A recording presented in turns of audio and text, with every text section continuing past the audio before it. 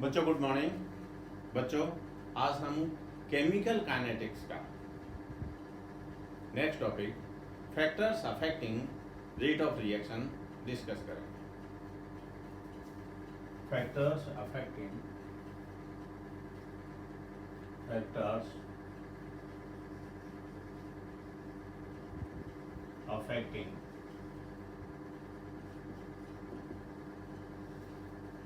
Rate of reaction.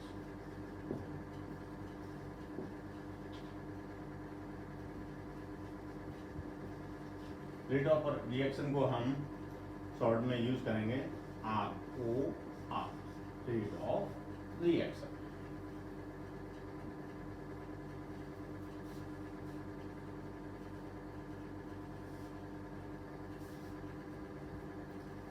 बच्चों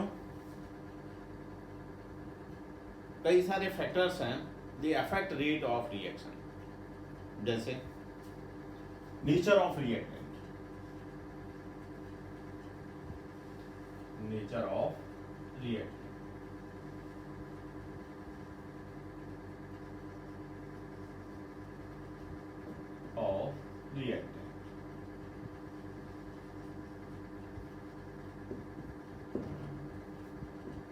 nature of reactant कैसे हैं वो ही रेट ऑफ रिएक्शन को अफेक्ट करता है। जैसे आयनिक है या कोवलेंट है। Suppose reactants are ionic reactants.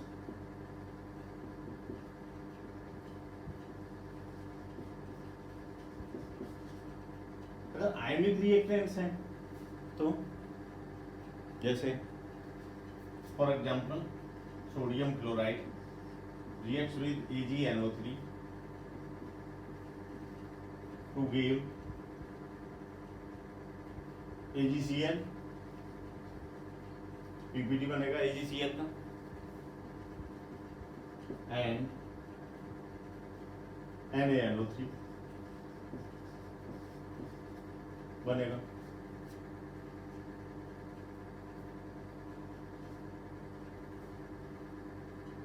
जैसा आप जानते हैं these are ionic compounds, all are ionic compounds in this reaction.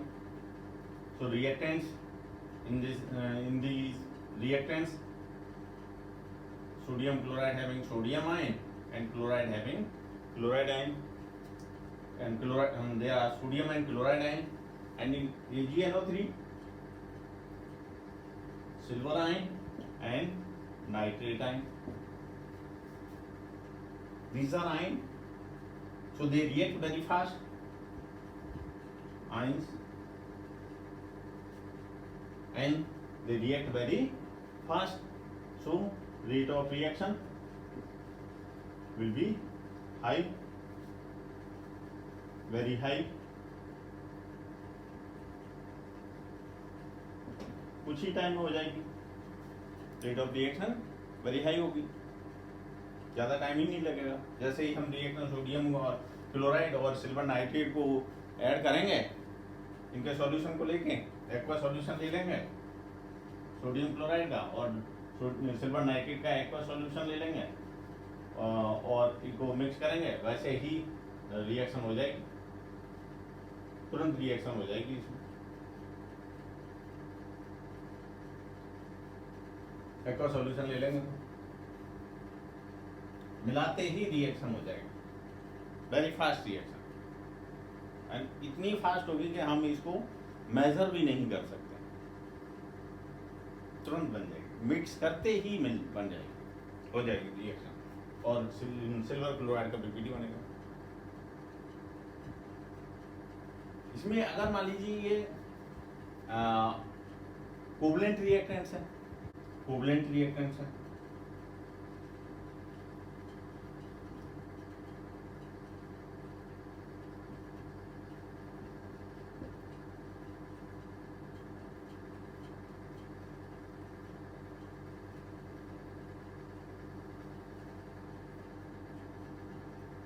Covalent reactions हैं। फिर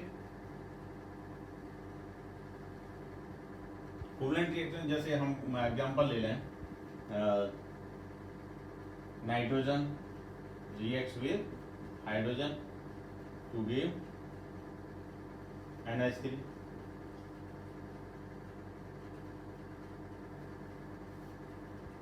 नाइट्रोजन का कोवलेंट मॉलिक्यूल है, इसमें नाइट्रोजन में कोवलेंट बॉन्ड होंगे और हाइड्रोजन में भी कोवलेंट बॉन्ड होंगे। Ammonia also having covalent bond.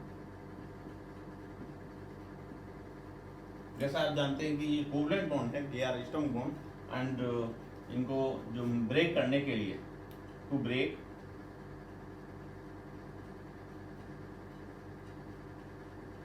Energy required, energy high energy required, high energy required होगी।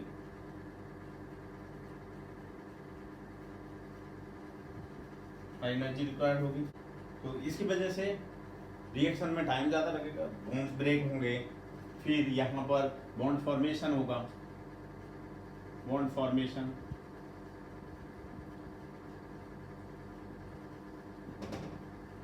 बॉन्ड फॉर्मेशन होगा। So this is time taking process. ये जो होगा इसमें, this is time taking process, time लगेगा।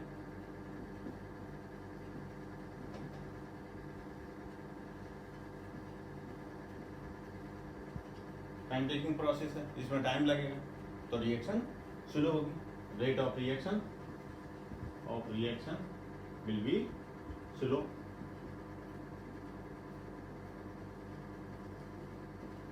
स्लो रिएक्शन होगी।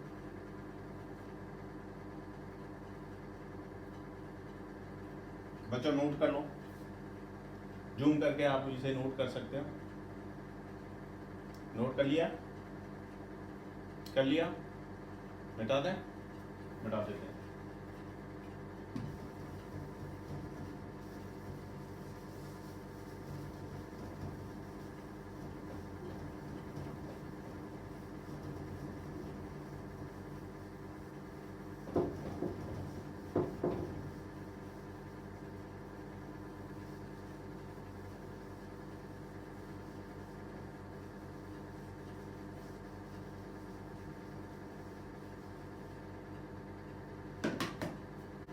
अब देखो बच्चों, रिएक्शन होमोजीनियस है या हेट्रोजीनियस है? इसका मतलब रिएक्शंस आर होमोजीनियस और हेट्रोजीनियस। होमोजीनियस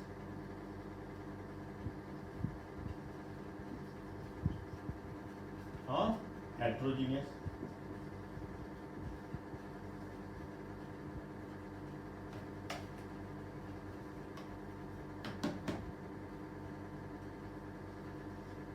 रिएक्टेंट्स होमोजीनियस या हेटेरोजीनियस है, उसका भी इफेक्ट होगा रेट ऑफ रिएक्शन। होमोजीनियस जो रिएक्टेंट्स होंगे, they will react fast,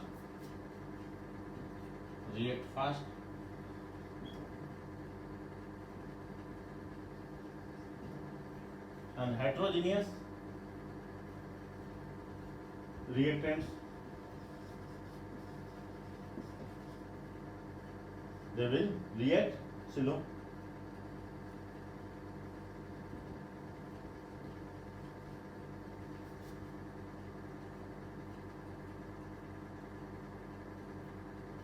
homogeneous reaction होगी, उसमें होमोजीनियस रिएक्टेंट्स होंगे, तो रिएक्शन फास्ट होगी। होमोजीनियस का मतलब एक ही सेम फिजिकल स्टेट। होमोजीनियस मतलब same physical state.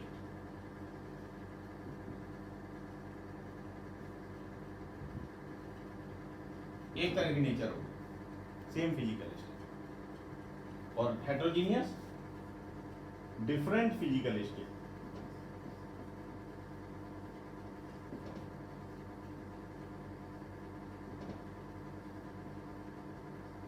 Different physical state, ये डिफरेंट फिजिकल स्टेट में होगा। ये सेम फिजिकल स्टेट में। जैसे for example hydrogen reacts with iodine, these are both are gas, it gives rise HI, also gaseous state. This is homogeneous reaction, ये homogeneous reaction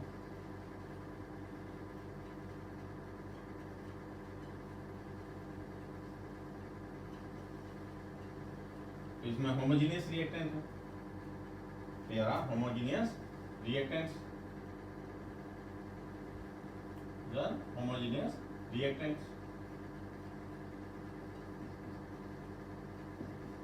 homogeneous reactants तो ये reaction fast होगी, rate of reaction will be fast, rate of reaction इसकी जो rate of reaction होगी वो मतलब जिसको स्मॉल r से मान लें R1, तो कंपैरेटिवली ये this will be fast.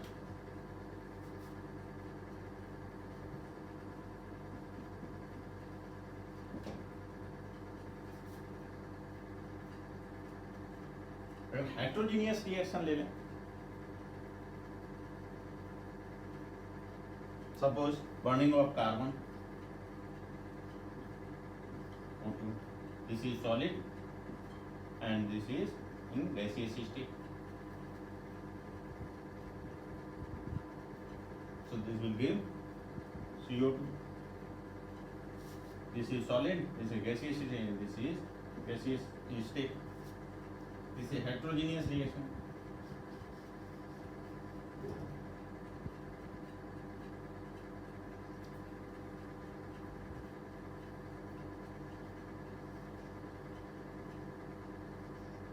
heterogeneous reaction है, इसमें heterogeneous reactants है, this is solid, this is gas, so they will react slow, ये slow react करेंगे।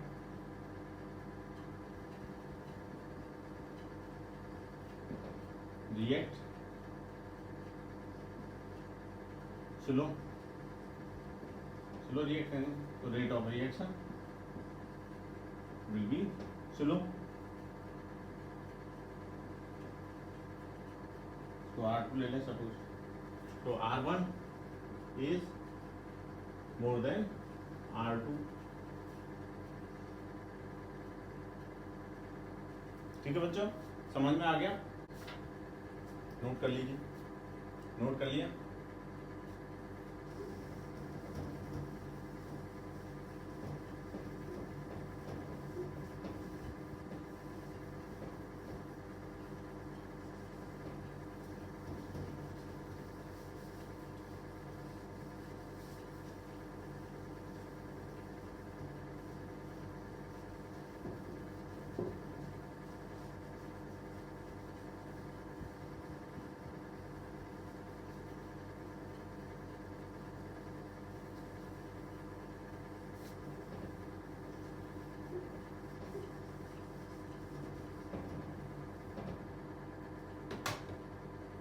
रिएक्टेंट और प्रोडक्ट की स्टेबिलिटी का भी इफेक्ट होता है rate of reaction,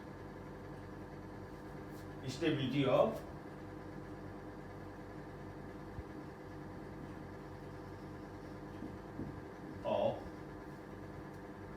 reactant and product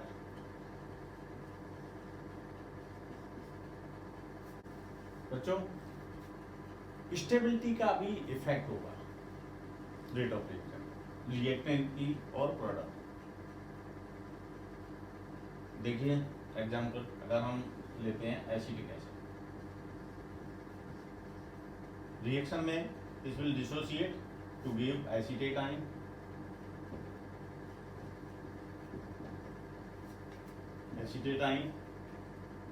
and hydrogen ion, and if we take formic acid, this will give formic ion and hydrogen ion. अब आप इसमें देखिए, यहाँ पर there will be plus I effect, so this will become unstable, negative charge बढ़ जाएगा तो ये अनस्टेबल हो जाएगा।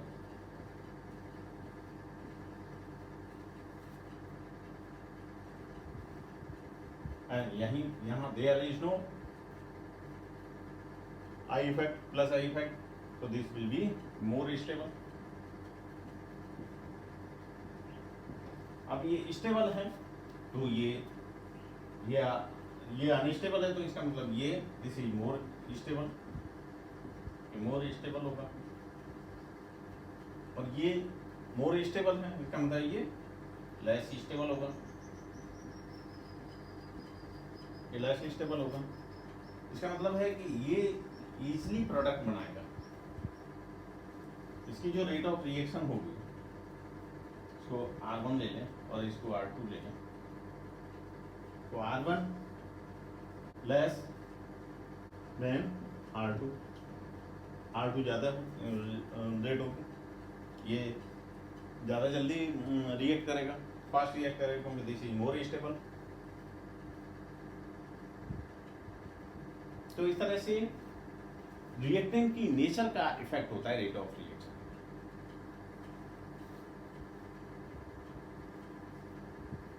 ठीक है बच्चों, समझ में आया? अब देखिए,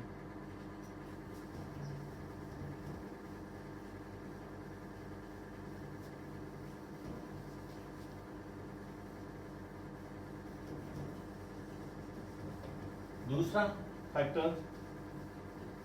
फैक्टर लेते हैं,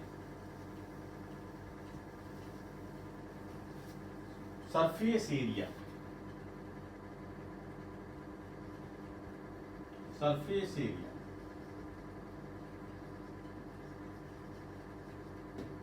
surface area of reactant.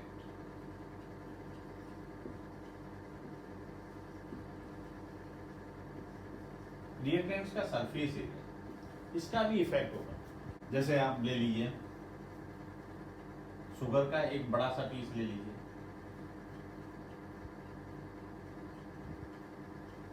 Sugar big piece,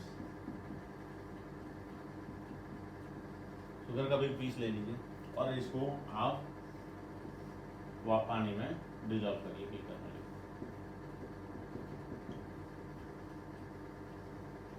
तो हम इसको डिजॉल्व करेंगे, इसको डिजॉल्व करें, इसको डिजॉल्व करेंगे, टेक्स सम टाइम। वहीं इसी जगह अगर हम शुगर के पाउडर, शुगर के छोटे छोटे पीस ले लें, शुगर के छोटे छोटे पीस ले लें, शुगर स्मॉल पीस,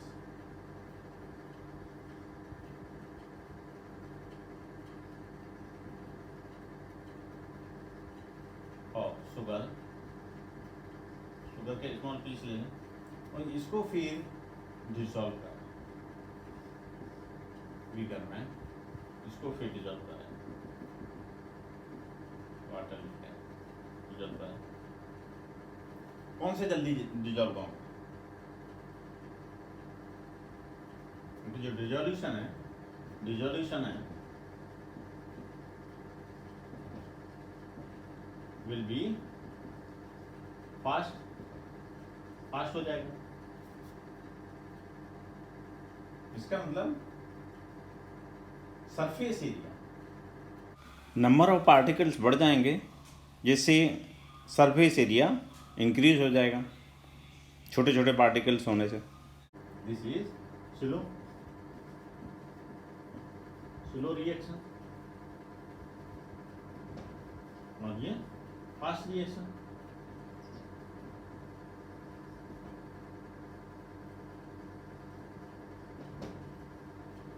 तो इस तरह से सरफेस एरिया का भी इफेक्ट होता है, नोट कर लीजिए।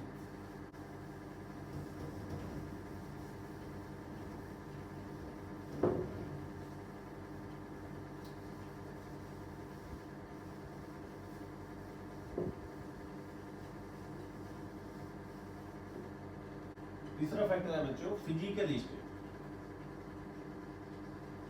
Physical state of reactants.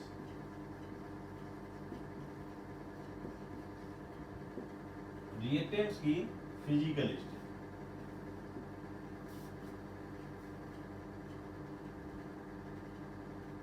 Physical state का भी इफेक्ट होता है रेट ऑफ रिएक्शन पर।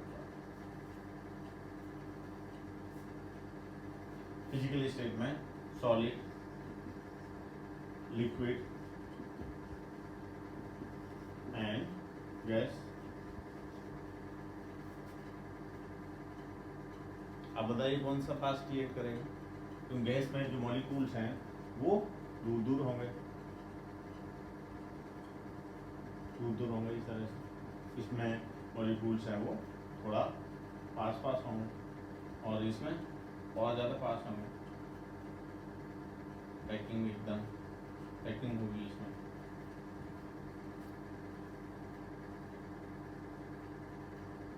इंटरमोलिकुलर स्पेस, मोर इंटरमोलिकुलर स्पेस।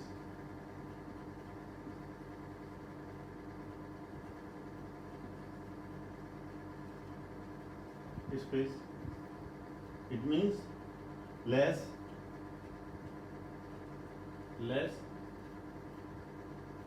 attraction force,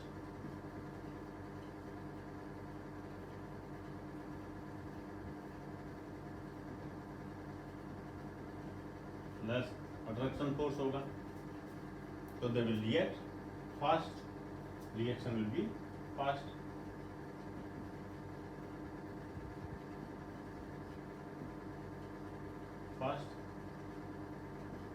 इसका मतलब गैसियस रिएक्शन फास्ट होगी, ज़्यादा फास्ट होगी, और उससे स्लो होगी लिक्विड में, और उससे बहुत स्लो होगी सॉलिड में।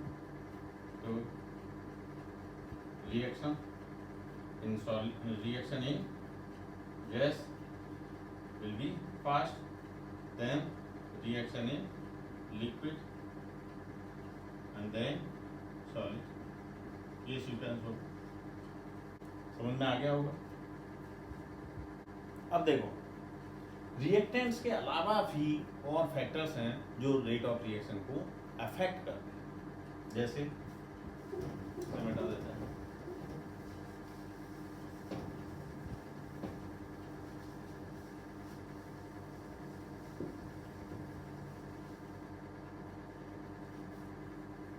Fourth factor intensity of light.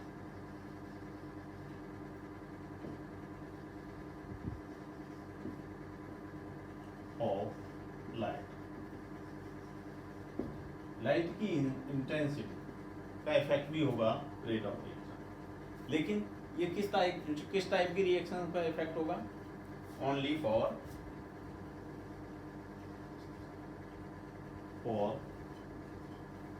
Photosensitive reactions.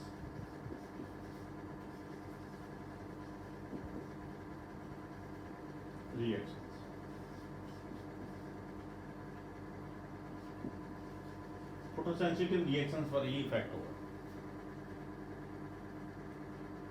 केवल लाइट की इंटेंसिटी फोटोकेमिकल रिएक्शन को ही अफेक्ट करेगा। जैसे हाइड्रोजन और क्लोरीन में रिएक्शन हो, वैसे ये लाइट की प्रेजेंस में होती है।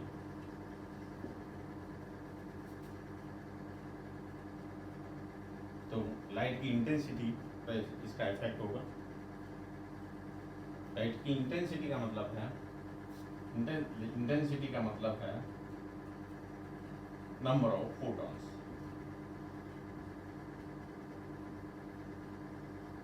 नंबर ऑफ फोटॉन्स ज़्यादा हैं या कम है, वो लाइट की इंटेंसिटी को, अगर ज़्यादा है नंबर ऑफ फोटॉन्स तो ये लाइट की इंटेंसिटी को बढ़ाएगा। नंबर ऑफ फोटॉन्स ज़्यादा है तो वो लाइट की इंटेंसिटी को बढ़ा देंगे और रिएक्शन फास्ट होगी। अगर ये number of photons are more बहुत ज़्यादा लाइट आ रही है, बहुत ज़्यादा फोटॉन्स आ रहे हैं, इसका मतलब more photons means intensity increases.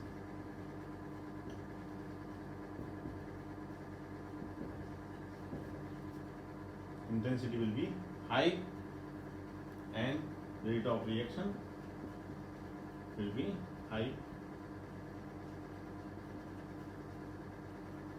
Intensity बढ़ेगी तो रेट ऑफ रिएक्शन भी बढ़ जाएगी।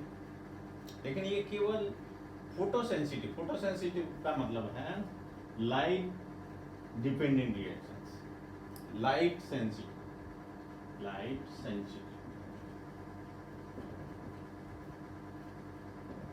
फोटोसेंसिटिव का मतलब है लाइट सेंसिटिव, जो लाइट की प्रेजेंस में होती है। तो इंटेंसिटी बढ़ने पर, नंबर ऑफ फोटॉन्स बढ़ने पर रेट ऑफ रिएक्शन बढ़ेगी, इंटेंसिटी, क्योंकि इंटेंसिटी बढ़ेगी तो रेट ऑफ रिएक्शन बढ़ेगी। इसके अलावा भी एक फैक्टर है, फिफ्थ फैक्टर,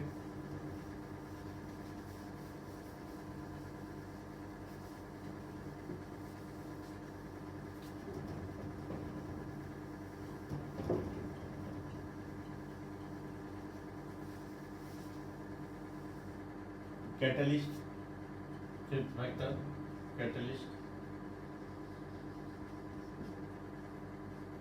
आप जानते हैं कैटलिस्ट क्या होते हैं?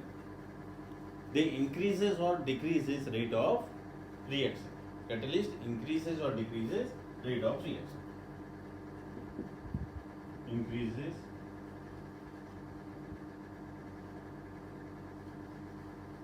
और डिक्रीजेस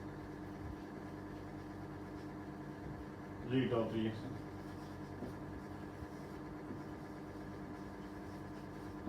रेट ऑफ रिएक्शन को इंक्रीज करते हैं या डिक्रीज करते हैं। ये पॉजिटिव कैटलिस्ट होते हैं,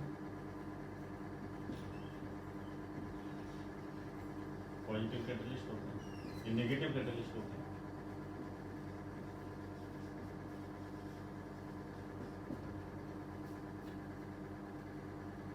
पॉजिटिव कैटलिस्ट है वो रेट ऑफ रिएक्शन को इंक्रीज करते हैं, और नेगेटिव कैटलिस्ट है वो रेट ऑफ रिएक्शन को डिक्रीज करते हैं।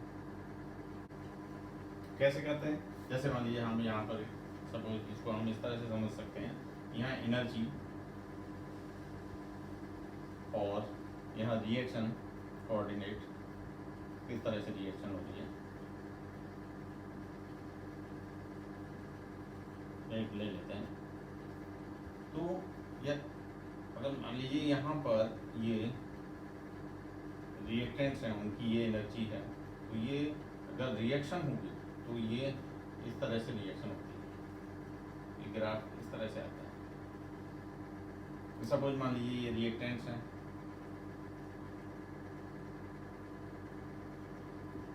और यहाँ प्रोडक्ट है। प्रोडक्ट की कम है एनर्जी, रिएक्टेंट्स की कम है, प्रोडक्ट की ज़्यादा एनर्जी। इसका मतलब है कि जैसे एंडोथर्मिक रिएक्टेंट्स हैं वो ये ट्रांजिशन स्टेट होती है। एनर्जी बार है, वाई एक्सिस पर एनर्जी लिया हुआ है एनर्जी, तो ये ट्रांजिशन स्टेट होती है।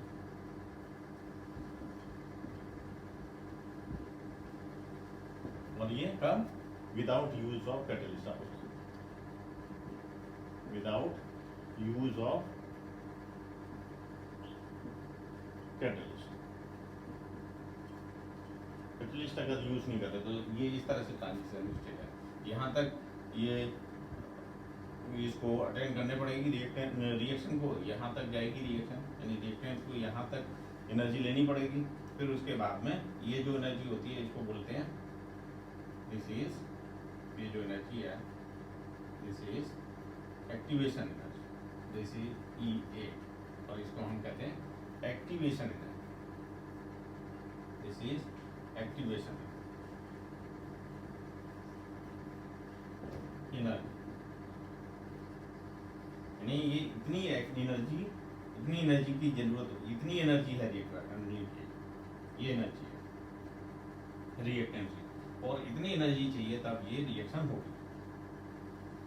अगर किसी के पास इतनी एनर्जी नहीं है रिएक्टेंट के पास, वो रिएक्शन नहीं होगी। इसका मतलब और अगर कैटलिस्ट यूज करते हैं तो ये ग्राफ हो जाता है फिर ये इस तरह से, ये इस तरह से ग्राफ हो जाता है। और ये होगा, ये ट्रांजिशन स्टेट है with use of catalyst. Catalyst के यूज करने पर ये ट्रांजिशन मतलब इसका, और ये रिएक्शन फास्ट होगी। कैटलिस्ट यूज करने पर reaction will be fast. Transition state, ये जो ट्रांजिशन स्टेट है, transition state decrease.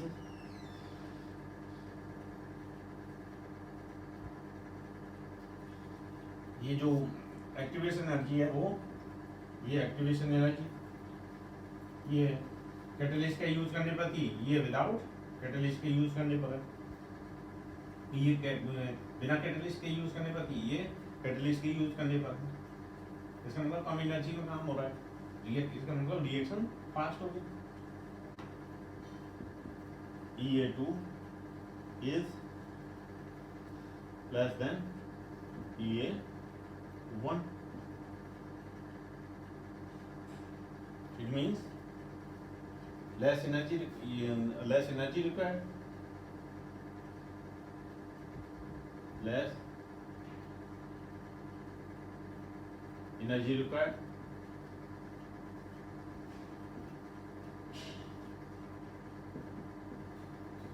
And the reaction will be fast.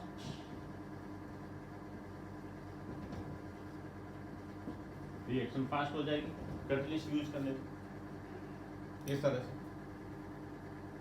Reaction करने से पॉजिटिव कैटलिस्ट प्रेजेंट है तो इस तरह से रिएक्शन फास्ट हो जाएगी। इस तरह से रेट ऑफ रिएक्शन पर कैटलिस्ट का भी इफेक्ट होता है। इसके अलावा बच्चों और भी फैक्टर, इसे नोट कर लेंगे आप जूम करके। मैं मिटा देता हूँ इसको।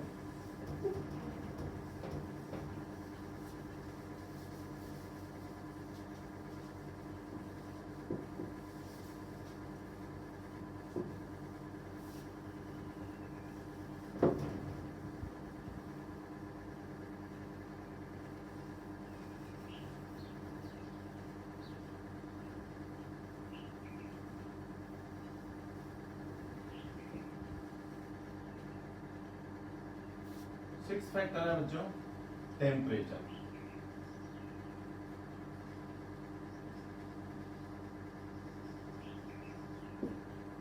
टेम्परेचर का भी रेट ऑफ रिएक्शन पर इफेक्ट होता है।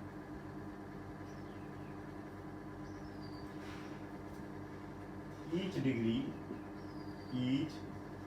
10 degree Celsius rise in temperature increases double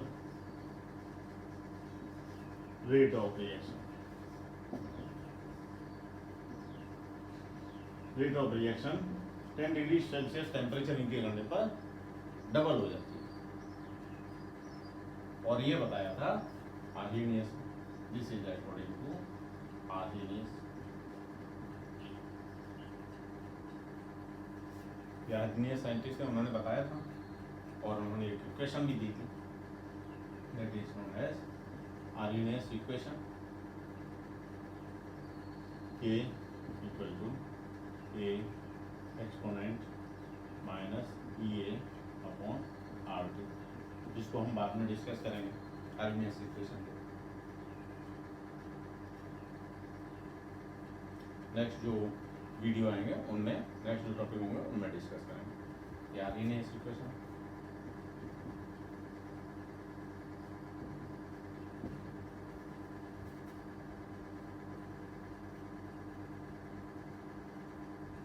इसके अलावा बच्चों और भी फैक्टर हैं।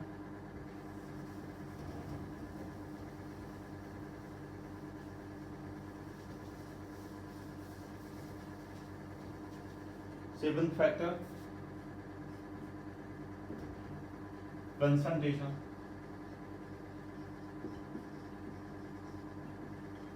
Of reactants and products.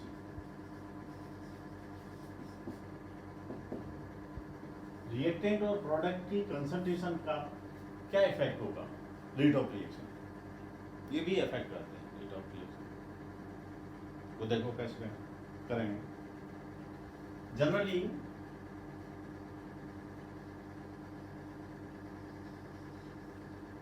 rate of reaction increases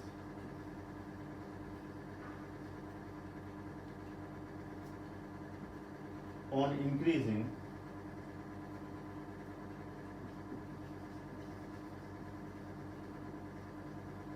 concentration of reactants.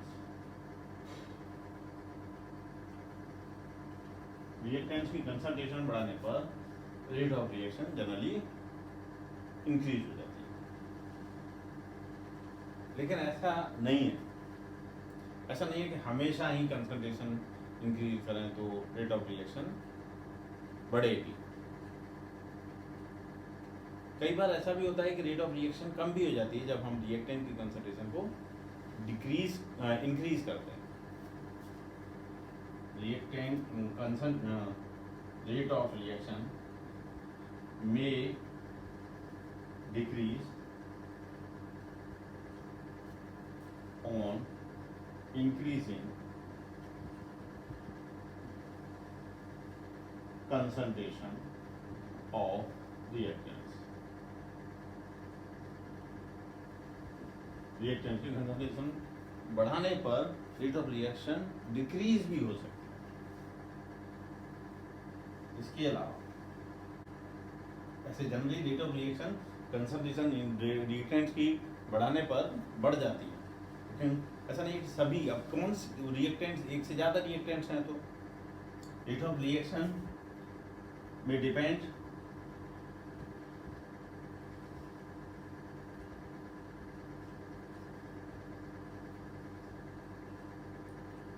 On one reactant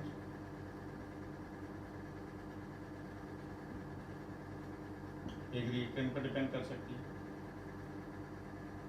और ऑल रिएक्टेंट्स पर भी डिपेंड कर सकती है,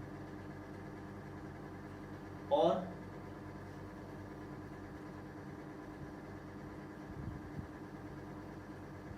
some products